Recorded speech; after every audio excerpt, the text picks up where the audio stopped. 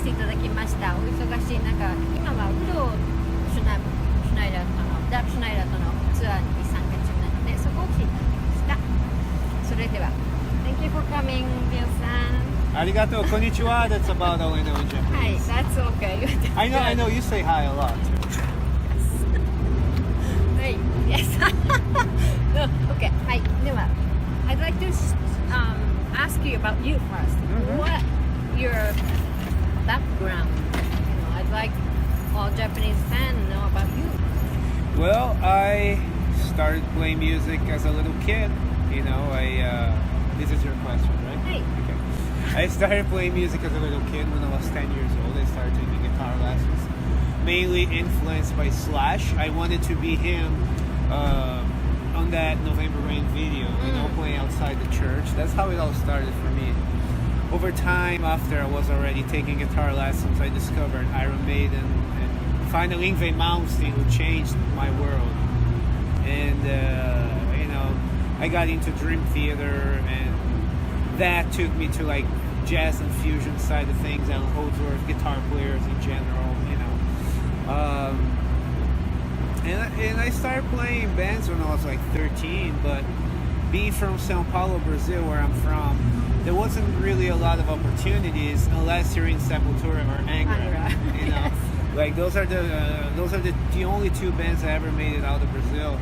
And I realized that really early, really when I was really young. So I didn't even try when I was younger to have a band or anything. I had to move to America first. But yeah, that's how it all started, wanting to be like Yngwie and Slash and Dave Murray. And actually, you started a band, Celador. That was your first band in U.S.? Yes. Celador, we went to Japan. We played Loud Park 2007. That's already 11 years ago. That makes me feel so old. And I became really good friends with Nicholas from Amorphis there. But, just drinking buddies after the show. And I didn't see him for like 8 years. And then we saw each other again at some festival. I'm like, aren't you the guy that was drinking with me in the bar in Japan? Like, that's basically my only memory, man, from that festival, really. But it was amazing. I really, really enjoyed your country. Anyway, Celador was my first band, and in America. And we were together for about, with that lineup for a year and a half. We did some big tours. We did the first Bullet for My Valentine US tour. We did Trivium. We did All That Remains. We toured with all these bands, but internally it wasn't working out. You know what I mean? So that's why I didn't really go anywhere. Our last big show was Loud Park, and after that we did like maybe 2 local shows and then split up. You had a T-shirt written in Japanese, if you remember, at Loud Park. Yes. Yes. Wow, you remember that? That was like a sensation for us.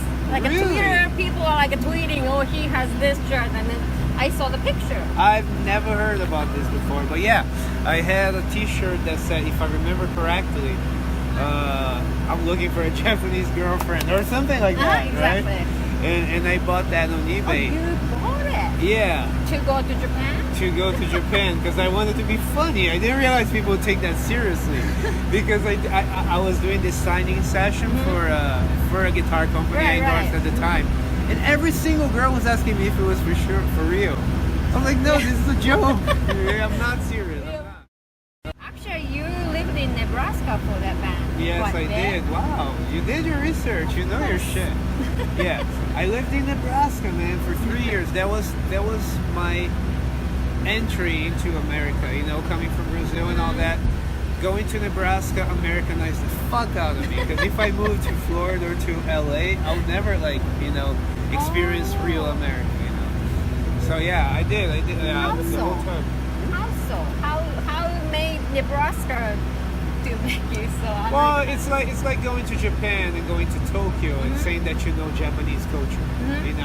If you want to know real Japanese culture, you gotta travel deep in the country. It's the same with Nebraska.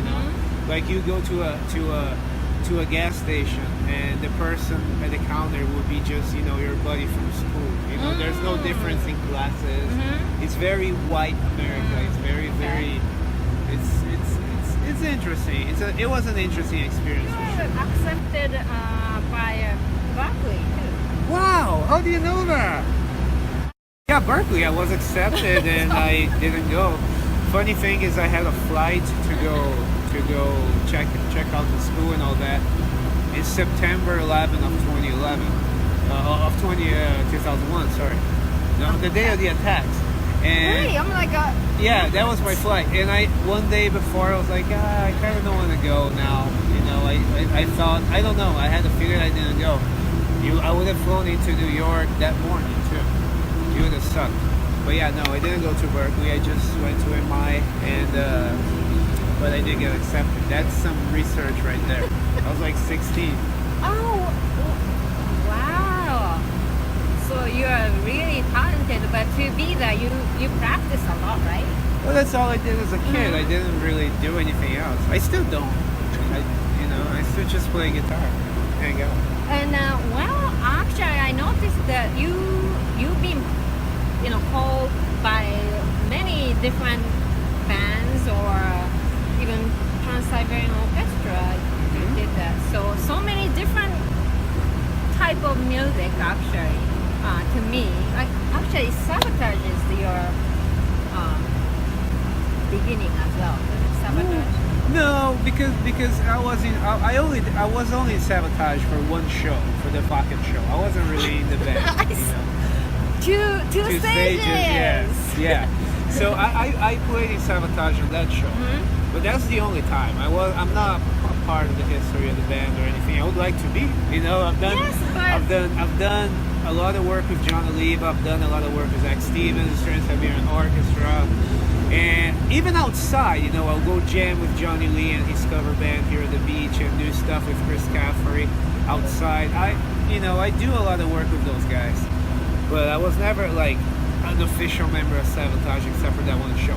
I do have guitar picks with my name on it though, so that's a pretty big honor, you know. It's Sabotage on one side and my signature on the other one. That was cool.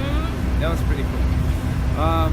But I mean, this whole Sabotage thing really started with Circle to Circle, which was Zach Stevens' second band, and I started playing with him in 2007. And you know, from him I met John Oliva, and I started meeting all the other guys. But it started with him.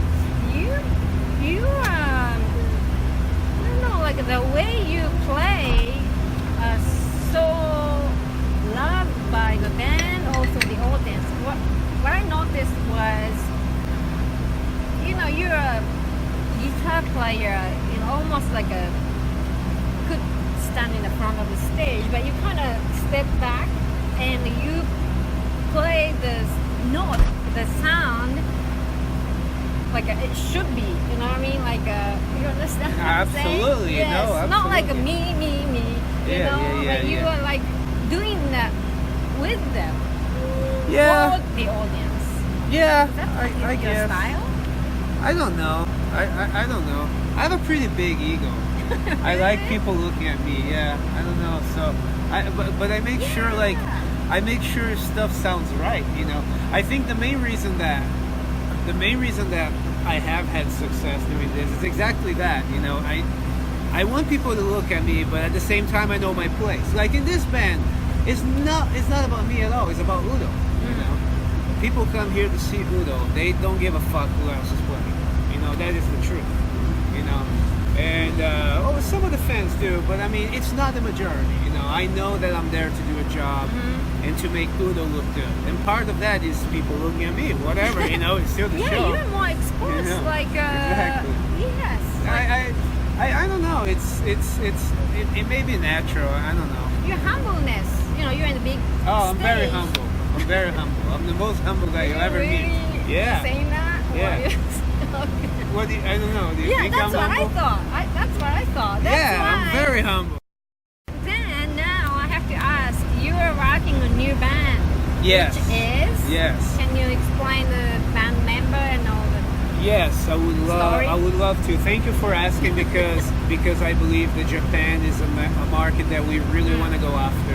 And basically, last year at Sabaton Open Air in Sweden, I met Christian Eriksson, a singer from Sweden, that at the time was in the band Twilight Force, and we hit it off. We became really good friends, and I told him as a joke, if I knew you 10 years ago, we would have made, a great band, blah, blah, blah. You're the singer I've been looking for.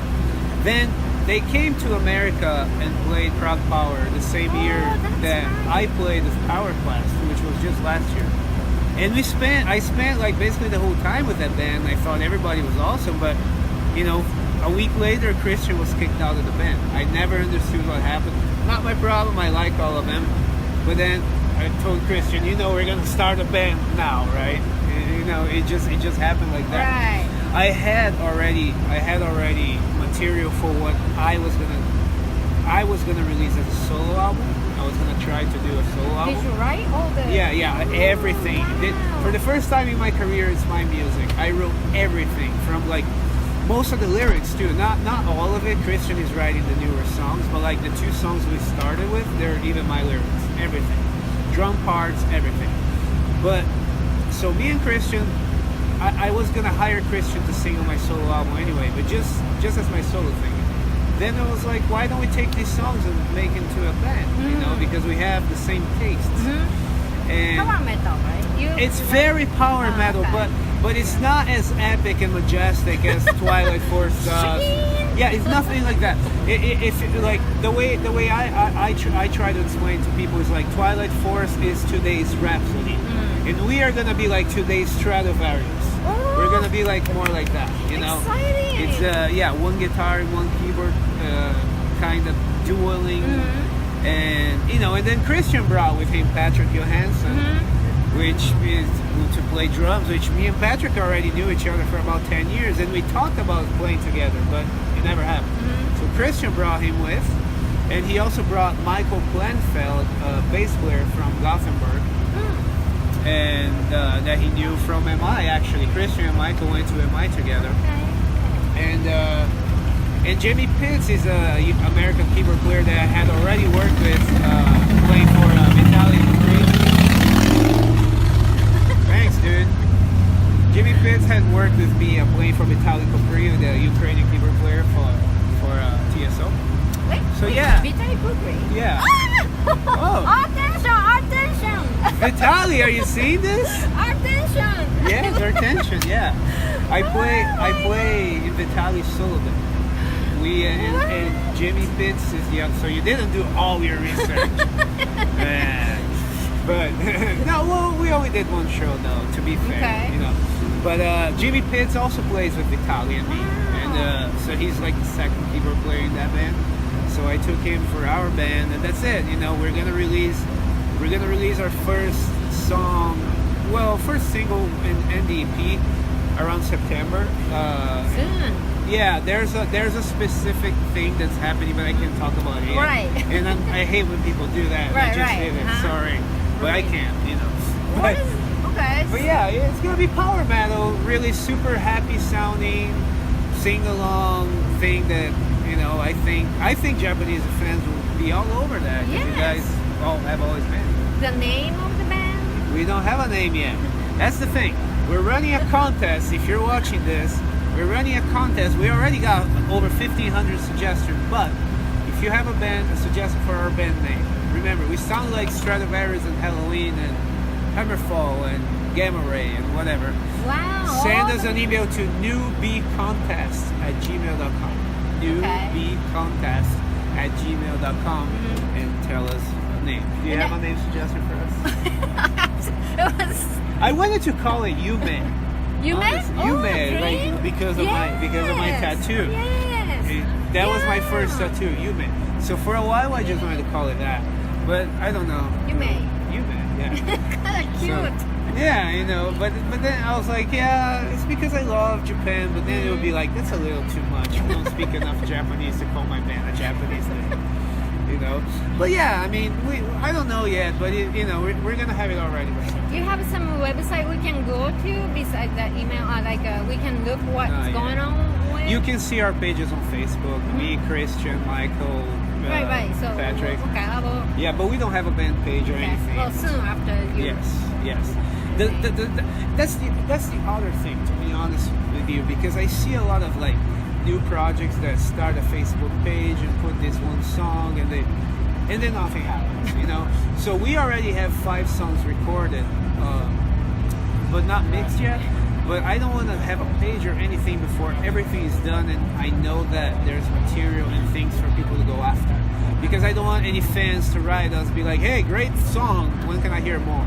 You know, that's very annoying. We have to be patient. Exactly. So it just has to all come out at the right time. Okay, so after I have to wrap up. So after Udo's tour, you're gonna have a show with Morbid. Tour. Yeah, I'm going on tour with Morbid after this tour in South America. We're doing. You get to go back to your hometown. We're not playing Brazil, but I'm going there after the last show, so to hang out with my parents. Sure.